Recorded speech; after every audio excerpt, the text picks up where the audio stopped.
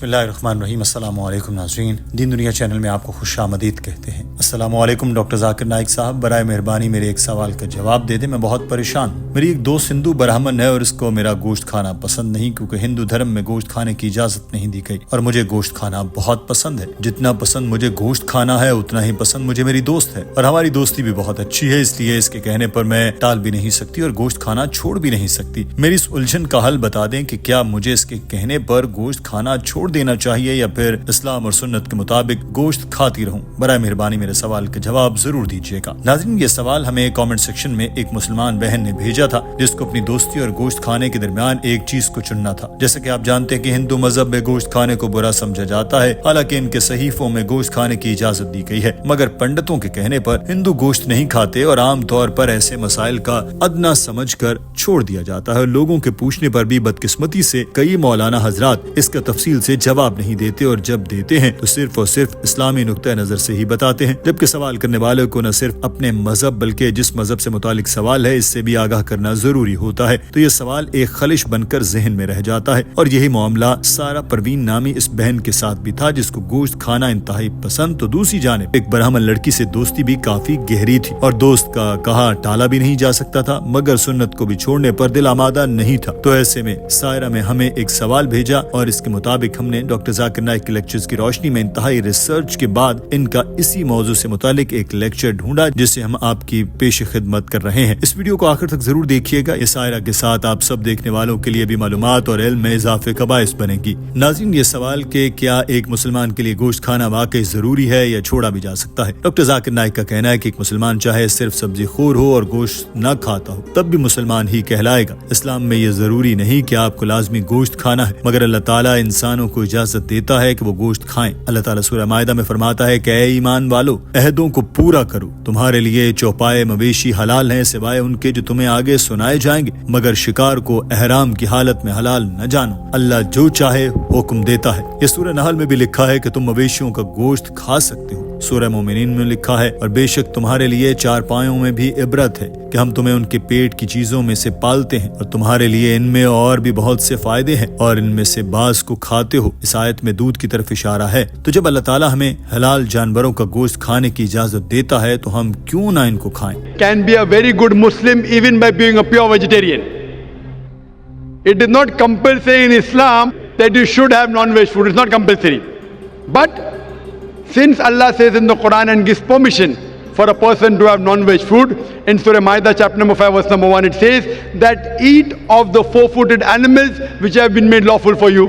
So when Almighty God gives you permission to eat the meat of the lawful animals, then why should we not have? Doctor Zakir Naik نے سوال کو صرف مذہبی نہیں بلکہ science اور منطق کی نظر سے بھی سمجھایا، اور بتایا کہ اگر آپ تجزیہ کریں تو گوشت پروٹین سے بھی بھرپور ہوتا ہے۔ انسانی جسم کو 23 امینو ایسڈ کی ضرورت ہوتی ہے۔ ان 23 میں سے 8 ایسڈ ایسے ہیں جو کہ انسانی جسم خود سے نہیں بنا سکتا۔ ان کو لینے کے لیے ہمیں غذا کی مدد لینا ہوتی ہے، اور یہ 8 قسم کے ایسڈ ایسے ہیں جو انسانی جسم کے لیے نہایت ضروری ہیں، اور یہ 8 کے 8 ایک ساتھ کسی بھی سبزی میں نہیں پائے جاتے، یہ صرف گوشت کے اندر ہی موجود ہوتے ہیں۔ تو گوشت سبزیوں کی نسبت زیادہ فائدہ لیے ہوتا ہے، اور پھر ہم اس کو مویشیوں کے دانتوں کا تجزیہ کریں تو یہ چپٹے ہوتے ہیں، جس کے باعث وہ صرف اور صرف سبزیاں کھا سکتے ہیں، گوشت نہیں کھا سکتے۔ اگر ہم ان جانوروں کے دانتوں کا تجزیہ کریں جو شکار کرتے ہیں، جیسے کہ شیر، ٹائیگر، چیتا وغیرہ، ان کے دانت نوکیلے اور تیز ہوتے ہیں، جس کی مدد سے وہ کاٹتے ہیں، وہ صرف اور صرف گوشت کھا سکتے ہیں۔ نوکیلے دانتوں کی وجہ سے وہ چبا نہیں سکتے، اور اگر ہم آئینے میں اپنے دانتوں کو دیکھیں تو یہ صرف نوکیلے ہی نہیں بلکہ چپٹے بھی ہیں۔ اگر اللہ تعالیٰ چاہتا کہ ہم صرف سبزی خور بنے تو ہمیں نوکیلے دانت کیوں دیتا؟ مزید اگر ہم معدے کا تجزیہ کریں جو خوراک کو ہضم کرنے میں مدد کرتا ہے، بکری، گائے، بھینس اور دیگر مویشی صرف سبزیاں ہی ہضم کر پاتے ہیں، شیر، چیتا، ریچھ وغیرہ صرف گوشت کو ہضم کر سکتے ہیں۔ اور انسانی معدے کا تجزیہ کریں تو اس میں چھوٹی آنت اور بڑی آنت دونوں ہوتی ہیں، یہ سبزیاں بھی ہضم کر سکتی ہیں اور گوشت بھی۔ اگر خدا چاہتا کہ ہمیں صرف سبزیاں کھائیں تو ہمیں ایسا کیوں معدہ دیتا جو گوشت اور سبزیاں دونوں ہضم کر سکتا ہے؟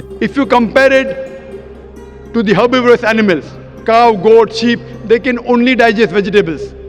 The digestive system of the carnivorous animals, tiger, leopard, lion, they can only digest flesh food, they cannot digest vegetables. The digestive system of the human beings can digest both. It has small intestine, big intestine. It can digest vegetables as well as flesh food. It can digest both. So if Almighty God wanted us to have only vegetables, Why did he give us the dialysis system which can digest both? Doctor Zakir Naik का कहना था कि बहुत से हिंदू सोचते हैं कि हिंदू मजहब सिर्फ और सिर्फ सब्जियां खाने की तलकीन करता है और गोश्त खाने से रोकता है, लेकिन अगर आप हिंदू सहीफे पढ़ें तो मनुस्मृति में लिखा है कि खुदा ने कुछ जानवर शिकार करने और कुछ शिकार किए जाने के लिए पैदा किए। अगर इन जानवरों का शिकार किया जाए जिनका खाना जायज है तो गुनाह नहीं। एक और जगह लिखा है कि खुदा ने कुछ जानवरों को कुर्बानी के लिए पैदा किया, उनको मारना गुनाह नहीं। कुर्बानी के जानवरों को कुर्बान करना सही है, खुदा का कानून है। अगर महाभारत को पढ़ें तो इसमें लिखा है कि जब पांडु इकट्ठे हुए तो उन्होंने पूछा कि हम अग्नि में क्या देंगे कि हमारे पुरुष खुश हो जाएं, तो Bheeshma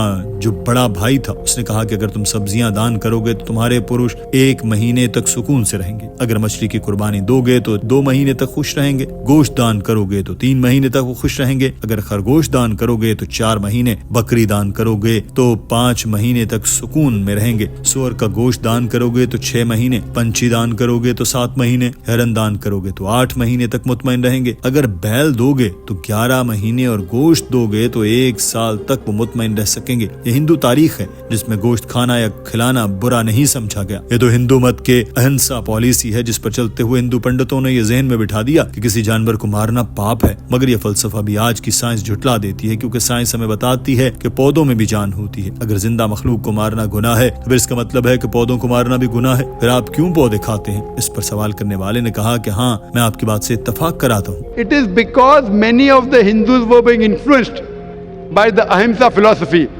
of not killing any living creatures, they started accepting it. But even this philosophy of ahimsa, as you said, that killing living creature is a sin. Brother, do you know that even plants have got life? Do you know that, brother? Yes. So if you say killing living creature is a sin, killing a plant is also a sin. So why do you have plants?